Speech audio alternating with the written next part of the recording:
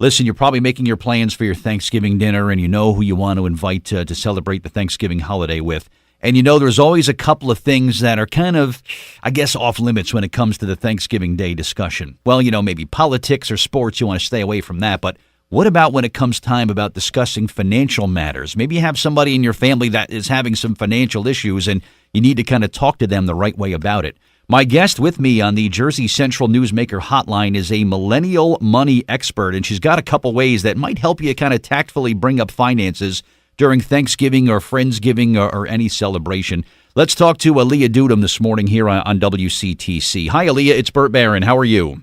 Hi, Bert. I'm great. How are you doing? Good to talk to you. I'm doing well. Thank you. And I guess you don't want to mention Donald Trump, and you don't want to say, isn't it great that the Red Sox won the World Series again? You probably want to stay away from that in this part of the country. But how do you break the ice when it comes to having a very difficult discussion sometimes about finances? How do you kind of begin that conversation? Yeah, that's a great question. Money is really the last taboo. People aren't talking about it when they should. Americans are twice as likely to talk and share marital issues than credit card debt with others.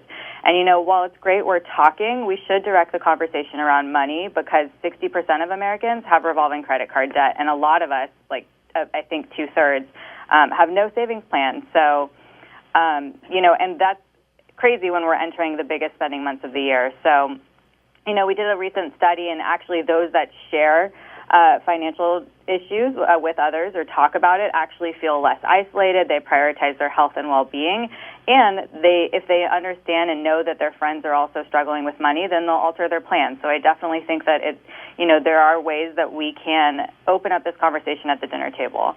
And so, we can give each other a life update with a money twist. Maybe you're working towards something. Make sure you give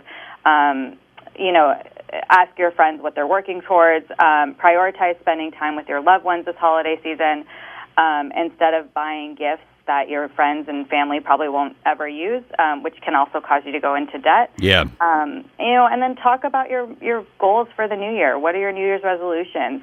Ask your family what their short and long-term money goals are. Setting realistic goals will help hold you and them accountable.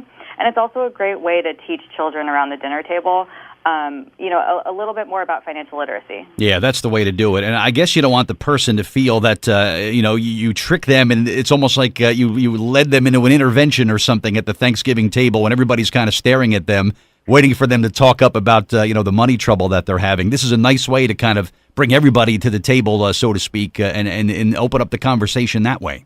Absolutely, absolutely. And those, a lot of us, 65% of us are still paying for the credit card debt that we had from last holiday season. So, the majority of Americans are having this issue, and we need to not have that taboo where we're ashamed to talk about money. So, yeah. A great way to refinance that high-interest credit card debt is taking out a personal loan. Marketplaces like Lending Club offer competitive rates. And members save hundreds and even improve their credit score in the process. Yeah, you're a young person, Alia. Is for your generation, the millennial generation in our country today, is the goal to not dig yourself a big hole of debt and worry about paying it off later? Is it try to keep a nice balance going as you kind of go through life with everything that you need on a day-to-day and month-to-month basis? Absolutely. It's just become way too easy to spend. We have Amazon One Pay. We're just kind of conditioned. I'm already getting emails in in my inbox that's asking me to spend for the holiday season and get that latest deal. But, we really just need to make sure that we're paying off our credit card bills in full every month. I think that's the most important way to stop that revolving debt cycle.